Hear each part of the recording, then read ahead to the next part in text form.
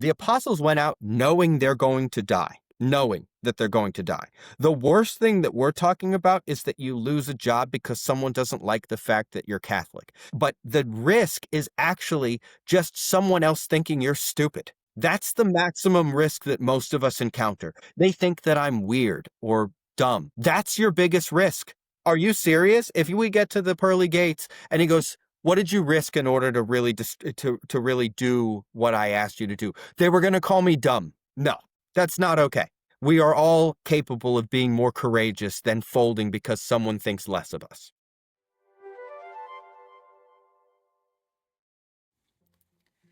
Hey everybody, Silas Mähner here from Catholic Founders. I've got a really big favor to ask of you as 2025 wraps up. We've been putting a lot of effort into this project, both the Monday newsletter and the Thursday podcasts, lining up these interviews, recording them, editing them. All of this takes a lot of effort, 10 to 15 hours a week. And we are looking to get some feedback from you, our listeners and readers, and our supporters, to tell us what you like about this project. What do you like most? What do you tune into the most? What are topics that you'd like to hear more about next year in 2026? You can do all of this by filling out our 2025 reader survey, which you can find in the description if you go there. It takes about 7-8 minutes to fill out, and it will massively help us improve how we do this in 2026. So especially if you're a free subscriber, you're not somebody who is a paid supporter of this work, give us a little bit of time back from the time that we put in and the value that you get from it. Just give us a little bit of time back to help us understand what you like, and it'll really help us as we go into 2026. So with that said, this is the last episode of the year. So God bless you. Merry Christmas to you and your family. Good luck to all of you in your business endeavors, and Happy New Year. We will see you in January. God bless you.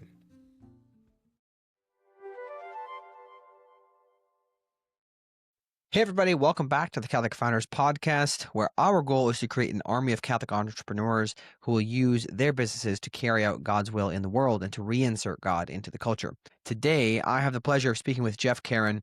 Jeff and his two brothers own and operate the Paul Davis Restoration franchise in Portland, Maine. We actually just recently talked about franchises with Mike Parrott, if you recall. And their story is, after extensive research on the restoration space, they actually realized that the software stack was clunky and extremely outdated. So they ended up deciding that it would just be easiest to buy a franchise in this space and build the software for themselves so that they could then scale it through to the other franchises as well as to other restoration franchises, which is exactly what they're doing. The software company they are building is called Recover. And when Jeff and I first chatted, I could tell that we were definitely cut from the same cloth. He had been looking for a community of Catholic founders and business owners, and his mom actually told him about the community, and he reached out, and we had a great conversation, honestly. I do think it's safe to say that Jeff has probably thought about these topics that we cover on the show as much, if not more, than I have. So it was definitely a very good conversation. I'll put it that way. We talked about a number of things, but we introduced Jeff and what they're building, how they came about the idea. He also shared about how he and his brothers actually work together and how entrepreneurship has helped them grow closer together. Then we spend a large part of the conversation discussing many angles of the question, why do most of the sharpest Catholics tend to choose safe careers? Then we kind of shift over into how, as Catholics, we should be more prone to risk-taking given the two factors of our moral imperative that we have the truth and our trust in God. Then we shifted into why knowing yourself is critical to being a good Catholic founder, and we wrapped up with some of his takes on how to make space for God as well as how to approach giving. It's just a very wide-ranging conversation, mostly centered around those kind of core themes, and I really enjoyed it.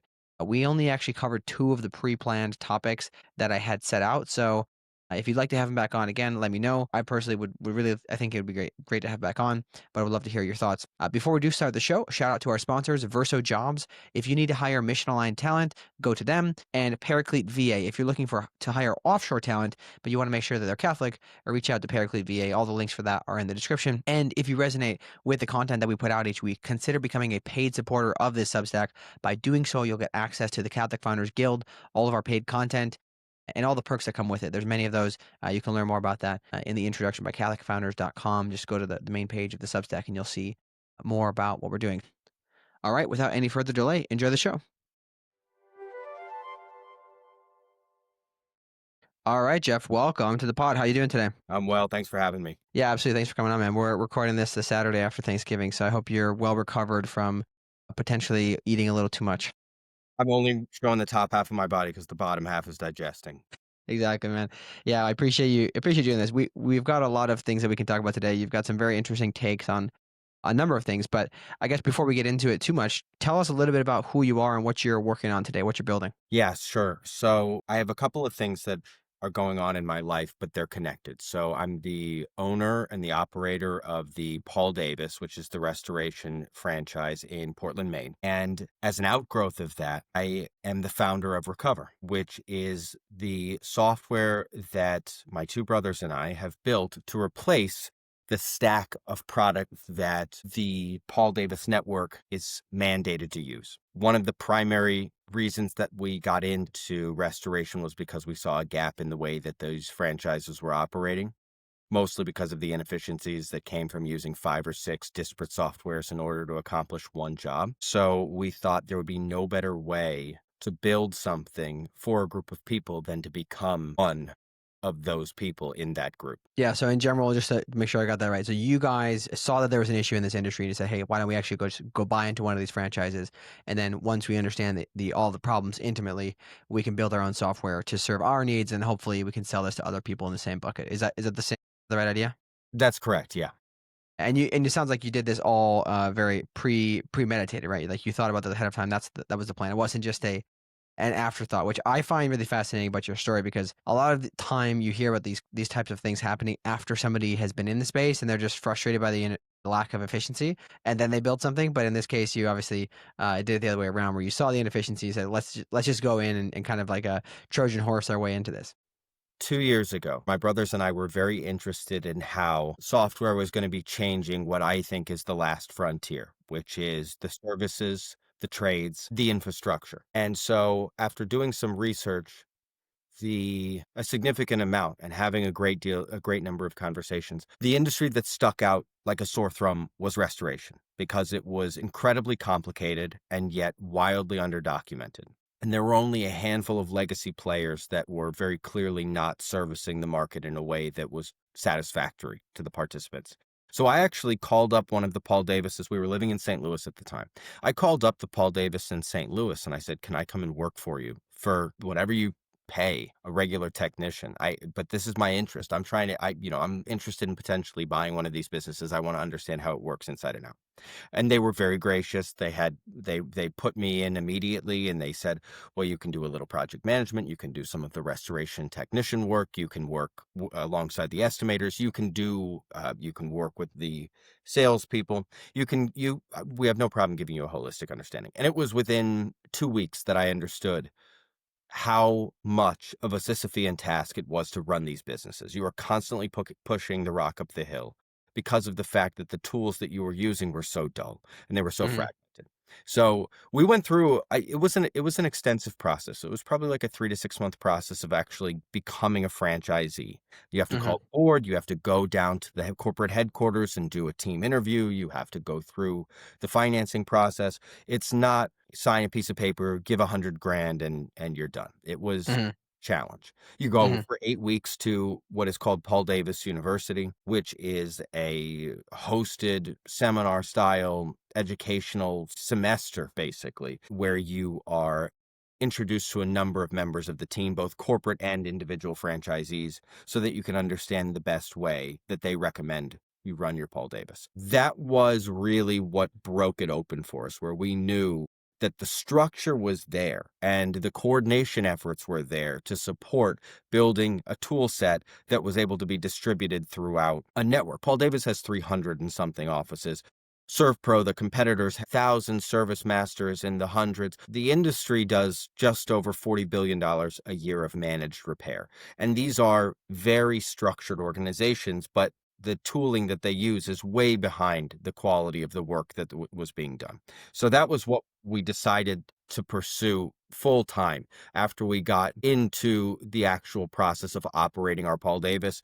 And honestly, what we did from there was we built the software as a function of or out of the work that we did every day. We were Hmm. dog fooding the product by saying, what are we doing? What are our biggest problems? You hear about it in an academic sense when you're talking to other people, because I think the easiest part of innovation is identifying someone else's problem. Anybody Anybody going to a restaurant can say this sucks. Try and make a better burger is the real problem. So the Yeah, only exactly. way I think to do that was to be in the field, experiencing the challenges at all levels of the operation and ideating in that way in real time, saying, this is a problem that we're having. What do we want to do with it? Here are three options that we have. How would they integrate into the rest of the stack? So it's been over a year of us doing that before we launched the product and got to a place where it wasn't just useful to us, but to our early pilot offices. Yeah. I find it really fascinating. This is something we talked about recently I think we talked about recently on the podcast, this idea of the connection between your work and the output. And if you have a software company building software without being the ones to use it, in the case of like the stack that Paul Davis has, right? I'm assuming they didn't build most of their own software, right? There's this disconnection, right? The product doesn't work. It's very clunky. It's super annoying to use. Maybe that would have passed 20 years ago. And that's probably, or whenever they started using it, and that's why it still is the way it is today. But now we have obviously much better products. It's just a really interesting way to connect that idea of I think it's St. Thomas Aquinas talks about it, right? This you have to kind of have a connection to the output of your work, to the people that are using your work. And in this case of software, right, it's usually hard to figure out how does that connection happen because it is software. It's not a physical good, but this is an interesting way to see that. I didn't plan to bring this up necessarily, but I am curious. You mentioned you work with your brothers on this. Do you have any, I guess, core things that you would say, like, hey, why you guys ended up working together, and any core pieces of advice around working with family? Because from our discussions, it sounds like you guys get along quite well. You have had this kind of desire to work together from a young age, if I understand correctly. So tell us a little bit more about that. I would say that we are blessed with a very fortunate circumstance in that we can have a fractious relationship at any time and then have it resolved within minutes. We grew up as a very combative, three brothers who like to play sports, who are always punching each other and fighting and throwing rocks and all of those things. You either splinter for life or you understand how to deal with conflict and move beyond it quickly. Each of us has a very distinct personality. We are nothing like the other, but that just means that there's a particular skill set that everybody brings to the table, which means that they're uniquely able to handle certain challenges that we're going to encounter. It's not that we get along. I wouldn't say that it was just, like the three bears. It's not like that. It's just that we are able to identify quickly when something is going to be a point of disagreement. And then there's not a lot of, I mean, after 30 years, you've pretty much said everything to the other person that you're going to say. So if you're gonna call them ugly or stupid, it's probably happened already. And as long as you guys as a group, any group of people, whether they're friends or family members or classmates, whatever it might be, if you've had unvarnished discussions with each other about sensitive topics and you've still been able to move through that to accomplish a goal, you have a much better chance than most of building something long lasting. And I say that because I do believe it's the best way to build something significant. And most people say, I have this and I need these other skills, and I'm going to find somebody who can do that with me. And that's great. But things get personal when there's a lot on the line.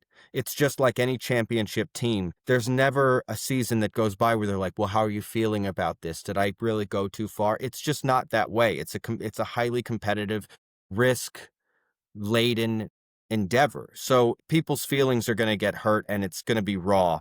And so if you have a relationship, or you set a set of relationships where you can digest that without it hindering you, as in our case, I think that's a significant advantage, because eventually you're going to have to get down to it with everybody. It's always a part of the journey. So I think it's much easier to do that with your brothers than with a handful of people who but it may be in a professional sense. Things can get pretty sensitive pretty quickly. Are you looking to hire people who actually care about your mission? You should get in touch with Verso Jobs. Verso Jobs is a platform that uses a gamified application process to find candidates who actually have the right skills and mission alignment with your team.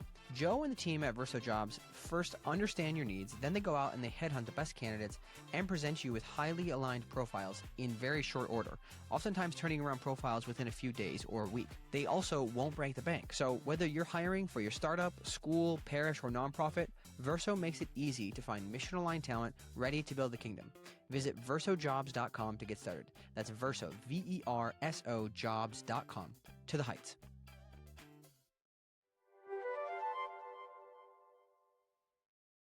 Yeah, it makes a lot of sense. I think this also connects to the ideas that Patrick Lencioni shares. I think it's The Advantage. I think that's the book that talks about the conflict, and just how conflict should not be avoided at all costs, but you don't want to get to a point of actually like, exchanging blows, right? There's kind of this middle ground of you have to have some sort of healthy conflict in an understanding of how to navigate it so that you can get to the best outcomes as a company. Because if you just avoid conflict at all costs, you end up running the company into the ground because of other issues, right? So it's a really fascinating thing to think about. I'm also curious if you have noticed any difference of relationship with your brothers as you've started doing business together, because I have this theory that through doing business with family in an intentional way, you can actually maintain relationships better than if you're just family. I don't know if you have any thoughts there or have any observations. Yeah, whenever you put your trust in somebody, there's a lot of weight that comes with that. And it's in this case, in a three-person enterprise, it's just like a tripod. Everybody is relied upon constantly in order to hold their weight. Whether it's a friend or a spouse or a family member, when you know that your trust in someone is going to be rewarded because of numerous experiences that have shown you that, there is a deeper bond.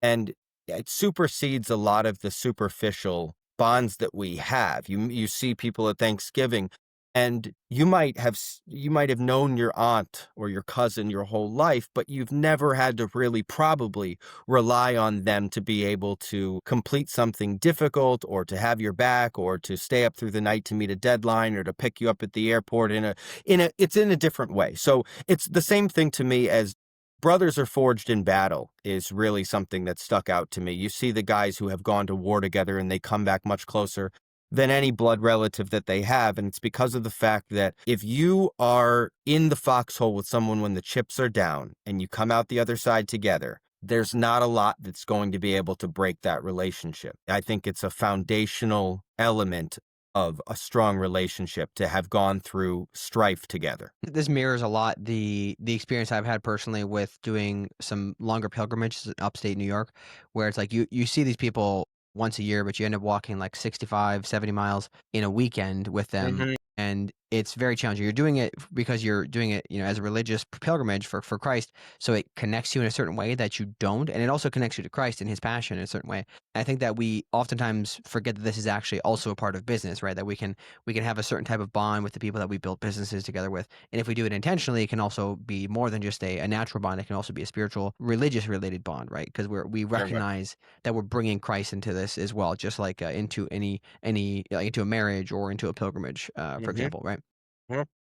Very cool. I mean, we didn't plan to talk about those things. I think this is a really good way to start us off here. So you've got a lot of different, like I say, talking points or things you'd like to share. So let's talk about your take on why so many sharp Catholics end up choosing safe careers instead of becoming entrepreneurs and taking more risks. Yeah, I know that we had discussed that beforehand, and this past week it was something that I guess reappeared for me as a theme. And I was having a conversation with another founder and talking about their appetite for risk being born out of their family or their upbringing.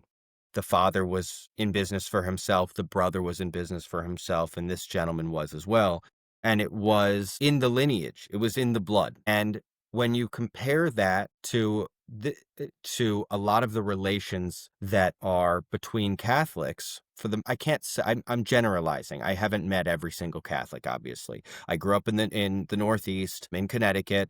A lot of the families that we knew worked in very specific fields. They worked in law, they worked in finance, they worked in technology, but what they chose were paths that had a guarantee involved. You go to an elite university, then you go to a graduate school, you follow through with the internships and the associate work before finally managing your way to a partnership or something that is an equivalent, a vice president position. And again, I'd see people who I know people, very, very, very many of them, who followed that path. And the primary reason, the philosophy that was evident was we are looking to de-risk. We are looking for something that's guaranteed. We have significant skills. We come from a strong background. We have a strong community, but we're looking to de-risk. What's the guarantee here?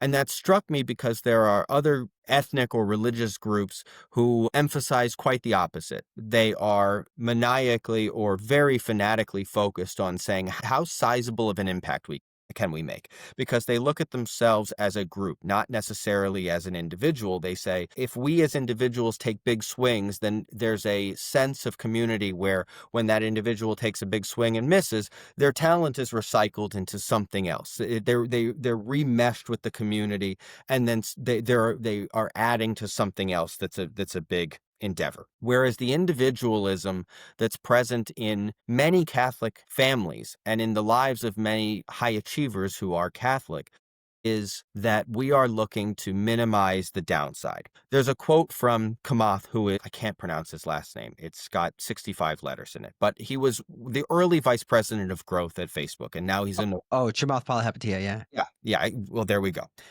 And he said, if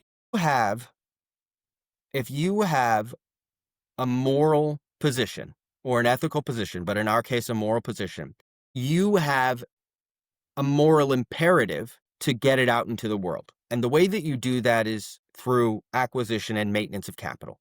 That's the way that ideas are distributed, more or less, is the ability to promote something through the channels that are constructed with capital. So, given the fact that a major piece of our faith is about the distribution of the message, we need to be the highest achievers who are a part of the faith, need to be some of the loudest individuals societally. I know we have this very demure idea about being in the shadows and being quiet. My mother's a member of Opus Dei. I know members of Legatus and Knights of the Holy Sepulchre and the Knights of Malta. And in general, we're a very background group of people. And I just think that that does not square with what Kamath had said, which really resonates with me. You have a moral imperative to be present in the society. I know we're not of the world, but we are in it. And if we are looking to make as sizable an impact as possible and have it attributable to the faith and to our belief in Jesus, his biggest proponents need to be some of the most culturally recognizable. I had said to you separately that one of the most notable venture capitalists, if not one of the only notable Catholic venture capitalists, a woman named Catherine Boyle. She's a partner at Andreessen Horowitz, which is one of, if not the most elite firms in the Valley. Obviously, we have JD, who was a recent convert. There's the founder of Domino's, who was a notable Catholic. But I had read an article not that long ago, and it said, wanted, a Catholic billionaire. And it's not obviously something that very few people are called to, but it really speaks to the idea that we don't have very many visible Catholics in enterprise who are saying we have the same intellectual capacity as anybody else from any other group of people. We are here and we are very proudly exclaiming that this is because of the fact that Jesus is the mainstay in our life. He's the foundation of our life. I know that the point of this was that if we are a people whose entire life is built on a faith, but at the same time, we are a people largely who look to de-risk materially, that does not square with one another. Because of the fact that we have this moral imperative, we should be more than fine taking a material temporal risk in order to achieve as much as possible so that we can be as visible as possible, rather than saying, what is the best, most risk-adjusted path I can take to stability? Stability really, in my opinion, and it is just my opinion, but stability should not be the priority for a Catholic of any kind of means or significant talent. Risk is it is really the business we're in. We are risking our entire lives by believing in something that by its very nature is not necessarily provable. That's the nature of faith. So I don't know why we curl up in things that by our own standard are meaningless. What you achieve and what Yeah. you accomplish and what material goods you hoard and your status in society, those things are, according to the doctrine, very meaningless according to the teaching. So why would we not be putting those things on the line every day in order to be as vocal and as visible a set of apostles that we could be? That's more or less my feeling about it. I think that the most talented of us need to be really pushing the envelope to be as visible and as vocal as possible in some of the higher risk, definitely more cutting edge technologies or practices or industries where we're putting it on the line, but we have a faith that our work is going to be used for God's greater will. Yeah, so there's a number of things I think we should kind of pull on that you mentioned here.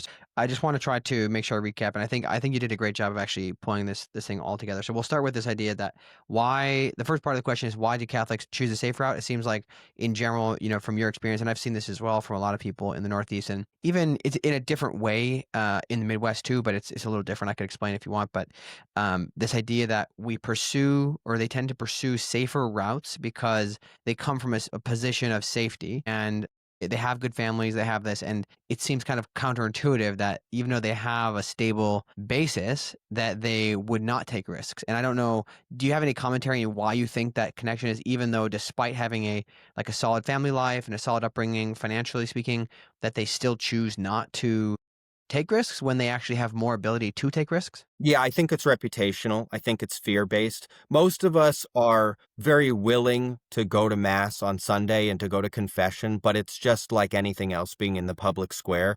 The fear of failure and the fear of disrepute is significant. And so if it's not culturally encouraged, if failure, which is a major part of any significant endeavor, failure is basically the key ingredient for any kind of for continuous iteration. If people don't support failures who swing large, then all growth is stymied, innovation is stymied. So for the most part, the culture of let's say Catholicism in larger metropolitan areas is make sure that you do right by the community by being a reputable professional. Great. It's great that there are Catholics who go to MIT and Yale and Harvard, but your reputation personally has nothing to do with the promotion. I mean, whether or not you did well or very well, whether you're upper middle class, that has somehow been tied into the choice, which doesn't have anything to do with what we're called to do, which is to make the most of the talents that we're given. I think that we are people who are constantly hedging our bets. Like if you're in the market and you say, yeah, upside is good and it's important, but we need to make sure that we avoid the downside. And the downside is that guy, he tried this, or he really endeavored to do this, and look at him, he's a fool. He had no idea what he was doing. He failed again and again and again, right? That's the nature of getting better. How many shots did Michael Jordan take in that gym that clanked off the rim? Look at every significant achiever, and you are looking at someone who has a sizable, if not an enormous, invisible graveyard of failures. And it's our cultural imperative to welcome those people and to support them, because that's the future. If we only endeavor to be stagnant, we will barely keep it at that. There need to be people who work in finance and in law and who are academics. Absolutely. We can't have every single person being out here like Michael Keaton in The Founder. We're not all called to do that. But as a culture, if we do not encourage people to strike out without fear of never getting another at bat, then we really cap our ability to be creators in the image of God. At this point, you've heard me mention our mission many times. We're building an army of Catholic entrepreneurs who are committed to reinserting God into the culture. Well, if this mission resonates with you, we want you to be part of the Catholic Founders Guild.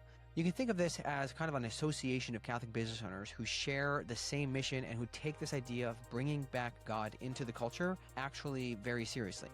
We're currently around 50 members and growing quickly. And when you become a member, you can find other Catholics to do business with, to buy services from, to invest in and alongside. All this is possible with our member directory. And on top of that, we do have 2 to 3 calls each month with the community. One to discuss a particular topic, like stewardship or competition, some of the recent conversations we've had on that. One to learn from an expert and ask them questions, like our recent one on the tax changes, or our next one coming up with Alan Twomey, who is talking to us about how to grow our sales and our business, but in a virtuous way. And the other is a more open-ended community hangout call. These will happen every single month. There's also no specific time commitment asked of you when you join the Catholic Founders Guild. If you want to be heavily involved, you're welcome to. If you just want to be a member of the Guild but don't really have time to attend the calls, all we ask is that you stay committed to the mission of building for God and be open to meeting other members of the Guild when they reach out. To join, the first step is to upgrade to a paid membership on our Substack. Think of it like Patreon if you're not familiar. Just go to catholicfounders.com/subscribe. It's only $10 a month or $100 a year, so literally anybody can afford it. Oh, and I forgot to mention, many of the members have ended up actually finding customers within the community within just a few months of joining. So what I'm saying is you're likely going to get your $100 back, even if not directly through sales, at least in value and advice from the guild. We will see you on the inside. Yeah, and this is good. This will tie us to then that second point, right? So I guess I'm trying to reiterate this slightly for myself so I understand it, internalize it, is that so we have this necessity to not be focused on you could say the gaze or the reputation of our fellow man. We have to focus on how does God view us with those talents that we received, right? And we have to make sure that we recognize that as the first focus, because it's very easy. And this is something I noticed when I lived in New York, that the Northeast was very different than the Midwest in so many ways, where it's like the reputation piece was really big. Like reputation is obviously a big deal in the Midwest too, but it's a very different type of reputation. It's much more blue collar, I would say, naturally, but we can't focus on that. We have to focus on what God is calling us, just like the parable of the talents, right? The things that we've been given.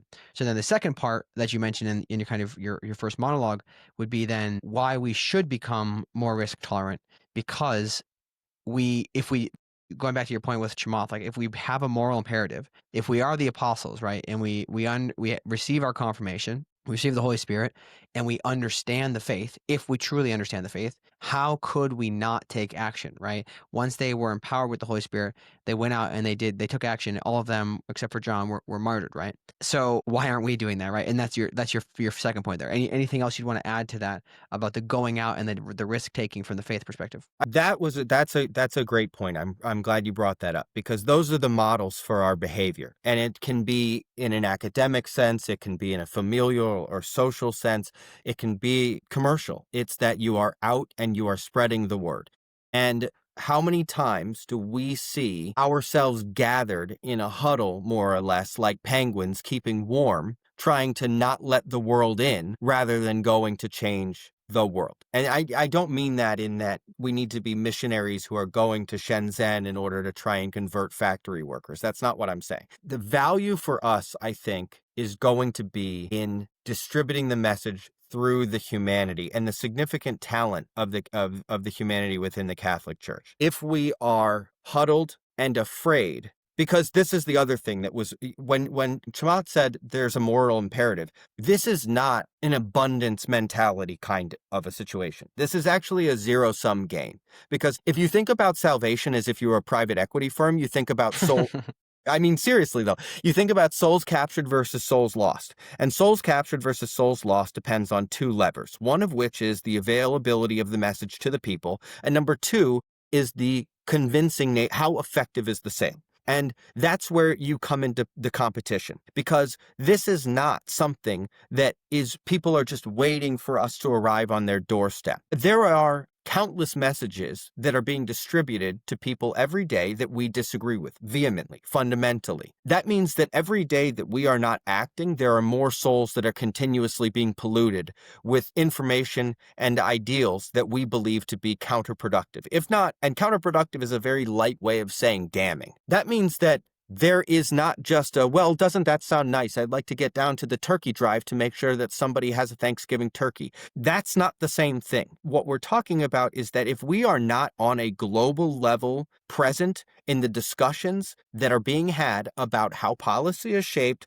about messaging that's being distributed, then we ourselves are lacking. We are not acting in a way that would benefit the distribution of the faith. I think that there has to be some level of urgency that's assigned to it, because the apostles went out knowing they're going to die, knowing that they're going to die. The worst thing that we're talking about is that you lose a job because someone doesn't like the fact that you're Catholic. You're not going to die in all likelihood. You might have someone who rolls their eyes at you because of at the church, because of the fact that you are or at work or at a school, because of the fact that you really truly believe something. And that's what I think people have become so sensitive to. And that's why I think we've become so focused on de-risk. But the risk is actually just someone else thinking you're stupid. That's the maximum risk that most of us encounter. They don't think that I'm appealing or interesting or bright or socially adept. They think that I'm weird or dumb. That's your biggest risk. Are you serious? If we get to the pearly gates and he goes, what did you risk in order to really to really do what I asked you to do? They were going to call me dumb. No, that's not okay. We are all capable of being more courageous than folding because someone thinks less of us. No, I couldn't agree more, man. I think you've articulated this extremely well. There's a couple things I want to just kind of go back on and pull further on this, and I think that I'd be curious. I don't think either of us will really be able to comment on this much, but I would be curious to see how American Catholicism compares to other Catholicism, like on the risk front, on the risk taking front. Based on what I understand from European standards, I don't necessarily think that they're necessarily really far on that risk No. spectrum. At least on the startup culture, we both agree on that one. But this idea of the Protestantism that really runs through America, that kind of has built this. We have Catholicism that's really like leaning into this Americanism heresy in many cases. That has kind of bred, in my opinion, the individualism, right, of America, right, where you look at Asia versus the West in general. It's very individualistic, or sorry, it's either community driven or it's individualistic, and that's how America tends to be. And if we could get some more of that community aspect, like you're talking about, and have the community understand how they need to act towards the individuals to encourage them to take more risks.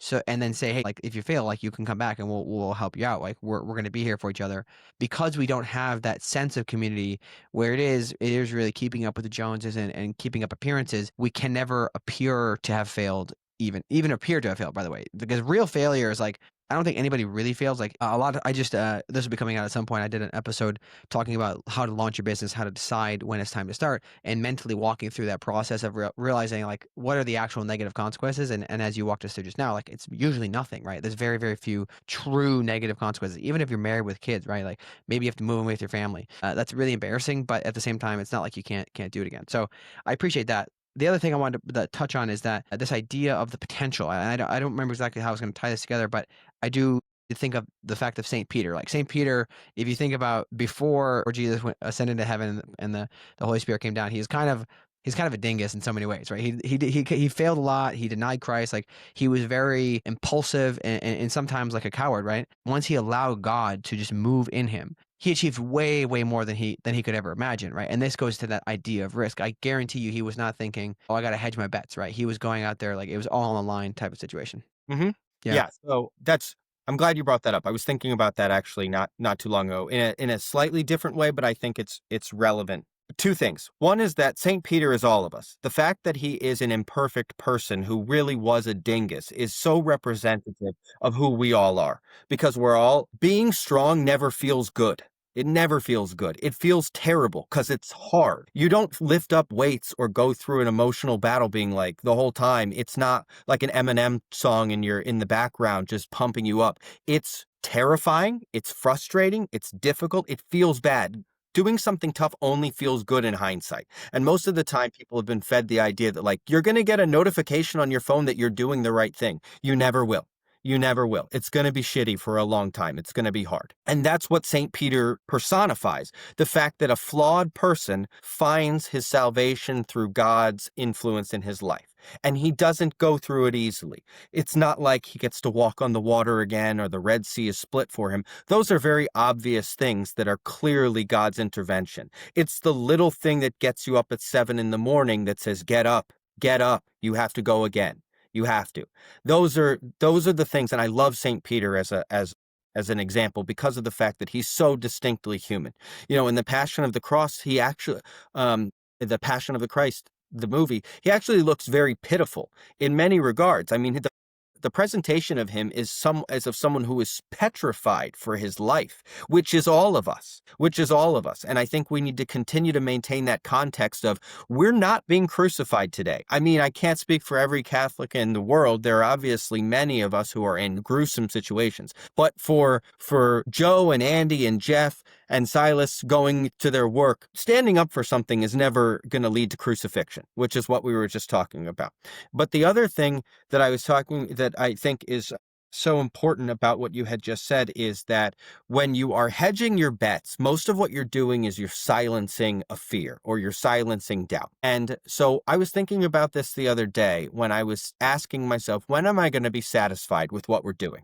Is it going to, because there, something happens, something that's good, and you immediately feel, is this the new standard? Can I expect this? Am I afraid of it going away? And I thought to myself, why is that so persistent? Why is that one of the most common human experiences? The feeling of, well, this is not enough. I've got to get more.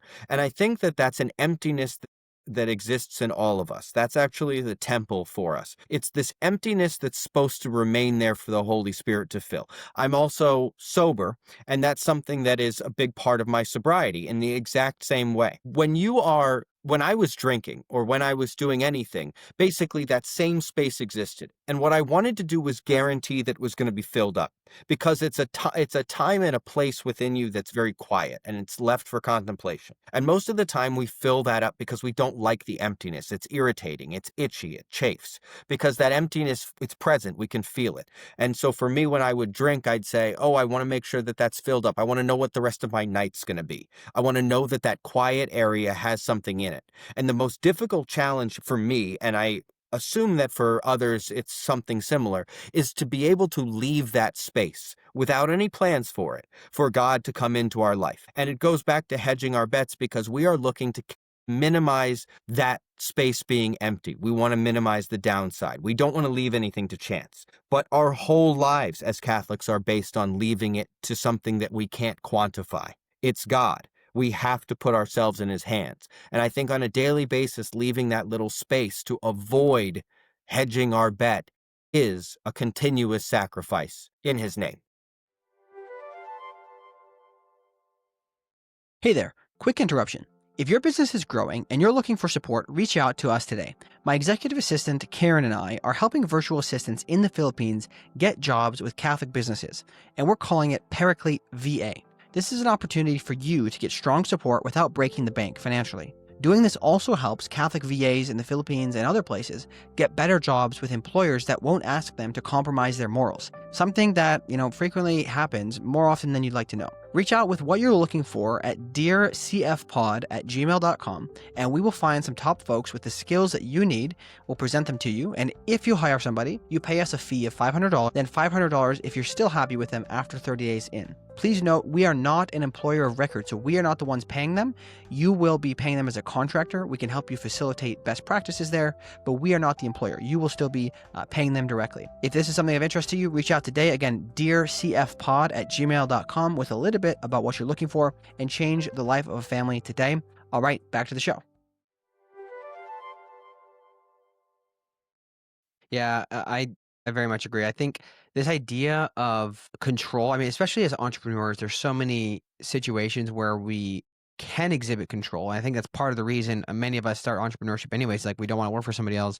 We want to control our time. We want to be able to control where we live. I mean, for me, that's a big one. And it is this idea of control. But at the end of the day, I think that fundamentally, any time we are choosing basically to focus on our own control of things, we are effectively, directly or indirectly, saying my will over God's will, rather than uniting our will with God's will. Because by choosing control or perception of control, because in reality there is no control, we are refusing to trust in God for our daily bread. What do you think about that? Yeah, I mean, I feel it all the time. If something's going well, if I have that, when something goes well, I think for me, definitely there's a euphoria that's like, I got it. I got it from here. Thanks. Yeah. Okay. You've been on this road before. You go, I know where I'm getting off. No, thank you though. Thank you. I appreciate you being here and helping me get to this point. And I know that now. I know myself well enough, thankfully, from all of these failures where I've done that in the past, where I go, oh, no, I'm good now. And he goes, yeah, okay. All right. And I'm always wrong. I'm always wrong. I think that that's a very human thing, to be wrong all the time after you feel like you got it. I mean, it's parental in, how many times has someone gotten a first paycheck as a child and they're like, I'm good now. I'm good. Okay, cut to 3 months later, you spent everything. Now you financed a BMW, and now you really have to realize there was a reason they got the minivan, right? And that I think that's the same thing for our relationship with God is that there needs to be a continuous reminder that our control is illusory. I feel lucky that I always get that reminder. Like it's almost a seasickness. Like when I really feel like I'm going, I'm like, okay, I forgot. Yeah. I forgot. I need to pull this back in.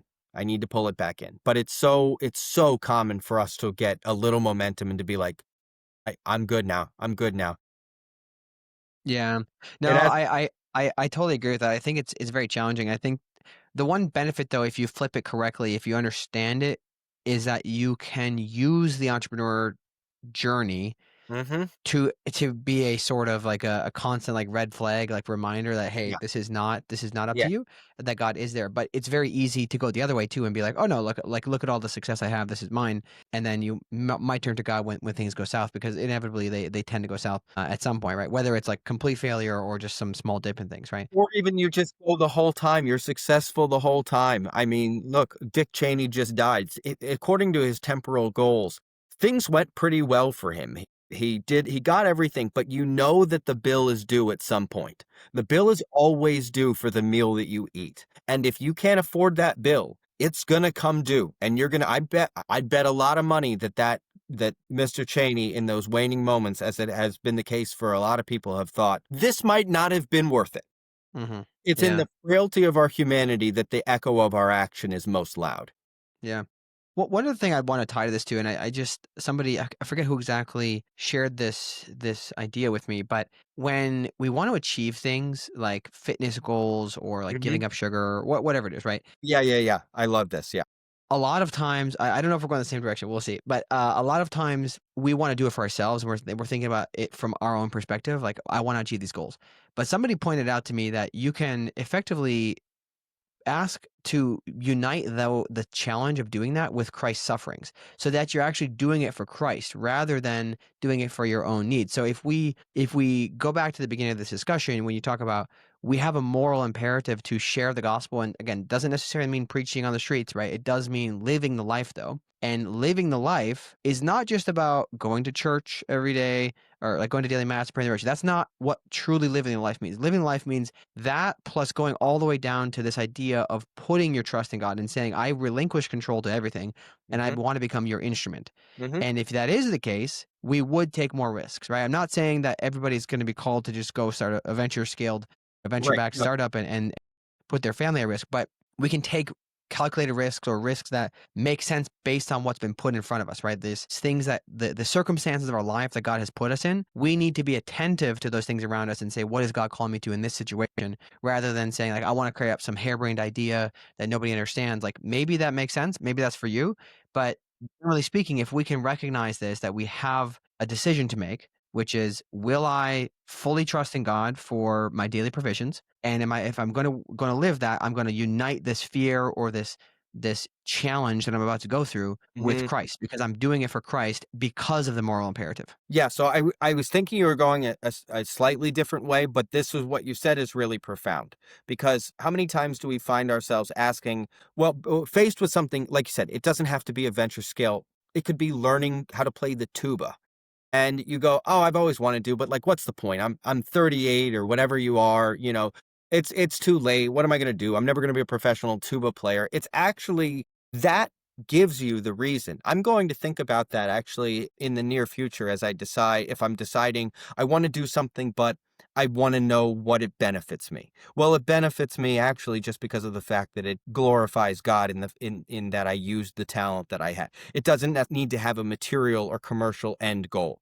Most of the time we are so pressed for, or we believe ourselves to be so pressed for time that we have to justify the things that we're doing with some payoff. And the payoff doesn't need to be anything, actually. It just needs to be the fact that we've utilized our innate gifts. I love that very much. What I had thought you were going to say, which is something that is on my mind frequently when I'm talking to people about the nature of loss or the nature of suffering, is that almost everything else, people have I think, a very distorted view of suffering, and it's not anyone's fault. It's just that suffering is terrible, except for the fact that it's the currency that is exchanged for all good things. If you want to lose weight, or if you want to be healthier, if you want to make more money, or you want to keep more of your money, every one of those things is tied to loss. It's tied to suffering. It's the fuel that powers growth. You can't lose weight if you don't stop eating Twinkies. If I say I need to give up the Twinkies as the cost of being in shape, that's what it is. And so most of the time when we hear this, or if you want to say I'm gotta make money, I've got to be better about compounding my, well, stop spending money. That's the loss. It sucks. It's terrible. You go, I actually have to give of myself. I have to strip myself of these things, much like going through the eye of the needle. You have to be whittled down into something that can get through the eye of this needle.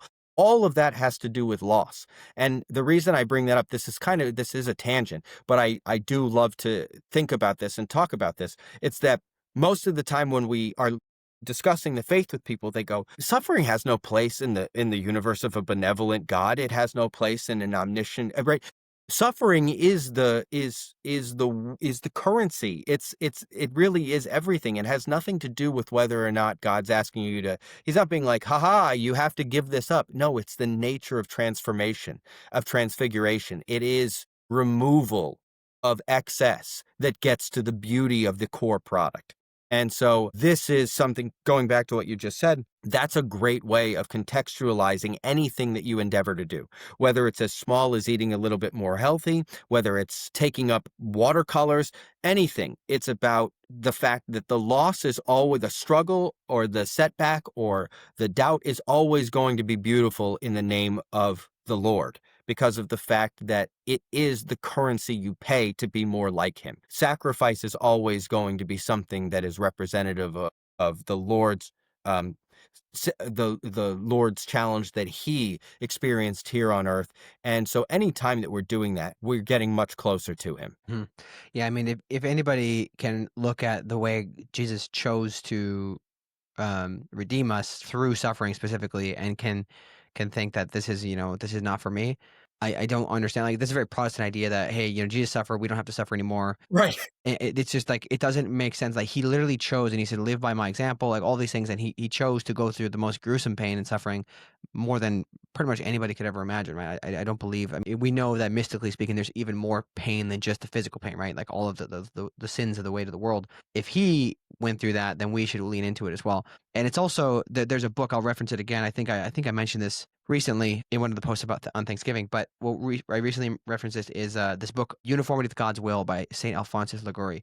Mhm. And it basically points out that even the negative things, or the things that we perceive to be negative, can actually be perceived as positive when we recognize that they are a gift from God, because they are an opportunity to unite ourselves with Christ in his passion. Because who wouldn't want to be closer to Christ? It's like Jesus putting his hand on your shoulder. You kind of like get to spend time with him. And we can even have joy in those negative things. And that can apply to Very much. business or anything. Yeah, I have a very good friend of mine who's struggling with the faith. He's sick and has been sick for some time. He's not dying. He just it's a chronic illness that ruins his time. And he is conceptually aware of the fact that this suffering is something that that a lot can be made out of it. But for obvious reasons, it's difficult to keep that in perspective.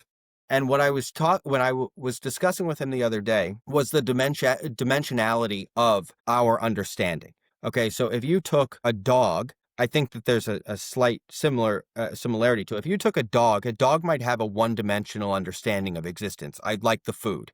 And then you take someone or something maybe a little smarter than a dog, a child.